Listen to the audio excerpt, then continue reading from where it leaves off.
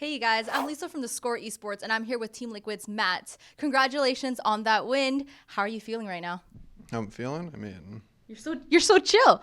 yeah, we played Dig. I definitely respect a lot of the players on Dig, but yeah, man, we expected this result. Okay, well let's break down first the pick and bans. Was the plan going into this matchup for Piglet to be on Vayne? Because obviously Vayne was his champion for a while.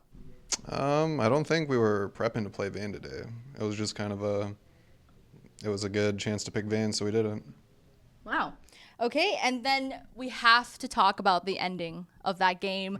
You guys were so close. I think the Nexus was one hit point away from, the game being over, but then you guys got aced. So what in the world happened there? I think the whole atmosphere was pretty chill, like how we were just messing around. I guess at the end, it wasn't really usual XPEC is they all get really tense. That wasn't very tense.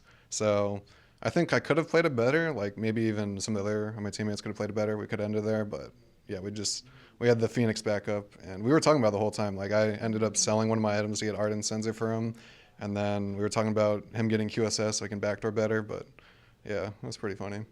I guess coming into this matchup, you guys just needed one more win to be locked into playoffs. So with that in mind, did that change the way you guys approached the games this weekend?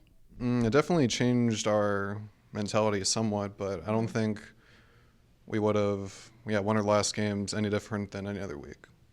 So this split, TL has had some sort of, I guess, consistency issues where like you guys have shown you guys could beat the best team like CLG, one of the best teams like CLG, but then you guys lost to I think Echo Fox one time. What do you think were the reasons for this? Sometimes you guys are the best, sometimes you guys do not play up to that standard. Yeah, that's probably like the 20th time I answered this question, but yeah, We want I to hear think it. I think consistency is more about experience, and I think that's something our roster currently lacks, and that's because most of us are rookies. So overall, we'll probably get a lot more consistent as the season goes on, and by summer split, yeah, we'll definitely be a very top tier team. So with playoffs coming up, the format is the best of five. How confident are you with the team playing best of fives compared to the best of ones? I think definitely our skills would be better in best of five scenarios. Like, I think our understanding of draft, like Loco's a very smart person for draft, and yeah, our champion pools are very wide. Even though three of our players don't have experience in best of series, like I think we'll be very confident in the playoff best ofs. Now, speaking of champion picks, pick and bans, I want to talk about the support meta a bit. I feel in an interview actually that theScore Esports did with Crepo in EU, he as a support player, he's mentioned how it feels like this meta they reward support players more for disengaging or like stopping something from happening instead of actually initiating. So, and today you played Janna too, who's known for disengaging. Do you think that's true for this meta right now, and do you personally enjoy it? Enjoy? No, like we're here to win, not to enjoy. And for disengage meta, I'd say yeah, it's heavily favored for disengagement because a lot of the like newer mid laners they're trying to go for more assassins again. Like whenever there's an assassin meta, disengage meta will be right up there. Okay. So this split was your first split playing in LCS. Was it what you expected? So my expectations when I first started this season, even before I like knew whether or not I'd be playing in LCS, because as it was announced we were a 10-man roster, so at any time I could have been not playing in LCS, could have been playing in LCS. So at the very start of the season, I'd say my only goal was to be an LCS tier, like a top LCS tier player. Like that's what I wanted, and I think I've accomplished that I've, from the past 9 weeks. I think I've accomplished that. But now, yeah, my expectations are getting a lot higher. Like now, I want to be a world-class player. That's a long road ahead of me, so I have to work hard, work even harder than I have this split, and I'm pretty excited for what future splits I'll have. So when you were playing on TLA and then you shifted over to playing LCS regularly, what changes did you have to make? Were there changes in schedule, maybe even changes how you play the game? So yeah, the shift. There was never really a realization, I'd say, for myself. I was never like, oh, I'm playing in LCS now. Like there wasn't really that big of a gap for what I did. It's just our opponents got better. Like even though we were already scrimming LCS teams as TLA, we still, there was definitely a mentality shift, but it was very slow. So very slowly over the split, I just went from being some challenger player to a very serious LCS player. You know, you are a rookie, and I think some people forget that because when you play games, people ban Bard against you, like you're pulling bans.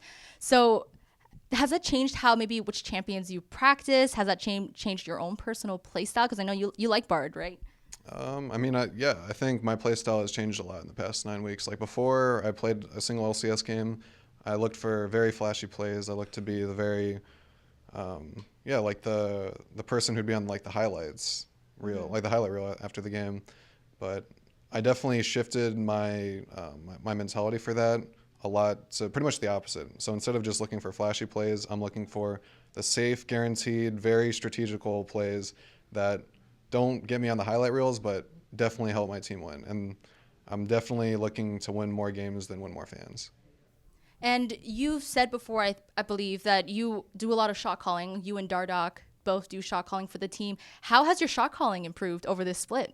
I mean, in general, like shot calling is a very like wide catch-all concept, but I have a very different way I communicate with my team now that I've learned for the past for this split.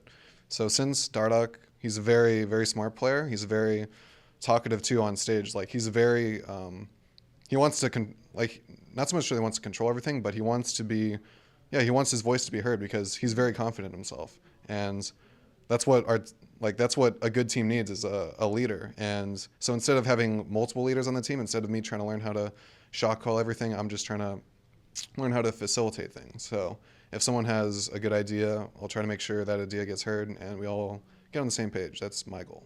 Well, that's great to hear. Now, with the spring split wrapping up, I wanted to do this kind of like award show in a way. So, which champion do you think was the most impactful this spring split? I mean, I can't say much for other roles. I'll just stick to support. And I'd say Bar definitely opened up a lot of people's minds, I think, to how support is meant to be played more so than any other champions. Because before, I'd say I was playing Bard, I think the meta, especially in like Korea, like other regions, was very stagnant. I'm not trying to say like I changed the meta, but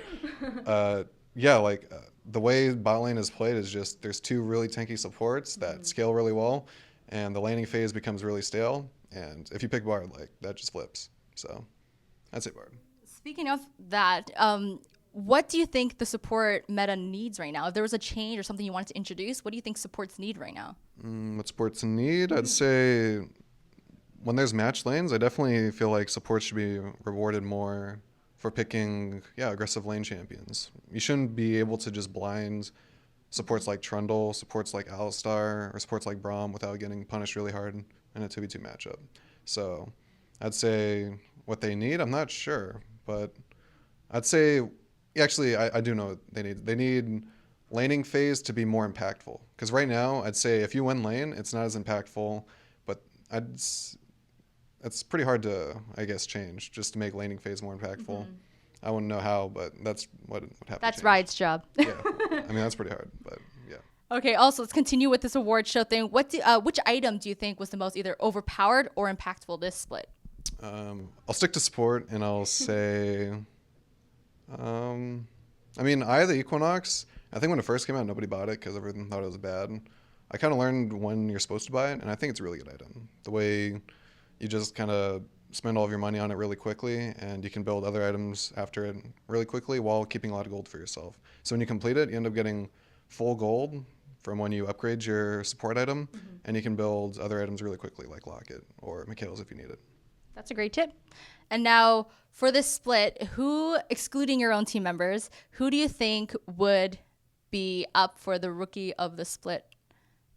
It was definitely Dardoch. Excluding your teams. Come on, excluding your team member. That's an obvious choice. Oh, I mean, I don't even know who other rookies are. Can you just start naming rookies? Let's see. Okay, I'll help you out with this one. So there's Echo Fox. They had Hard, Big. I think there's TIP had Pyrian. There's Proxin. There's no one strikes your fancy there. I mean, I guess the second rookie of the split would be Hard, maybe. I don't know all the rookies, but yeah, I guess second would be Hard. All right, but your real vote is for Dardoch. Yeah, definitely. Okay, and now last one. Who do you think will be most likely to win MVP this split? MVP, not including my team. Let's including your team for one, and then not including your team. I mean, I wouldn't say. So on top, they're definitely Huni. Yeah, definitely Huni. Like there's no other player who really can like carry the game, I'd say, is Huni. So it's probably Huni, regardless of if my team's included or not. Okay, perfect. Thank you so much, Matt, for this interview. And you guys, thank you so much for watching. If you guys enjoyed this, be sure to check out the rest of our content on our channel.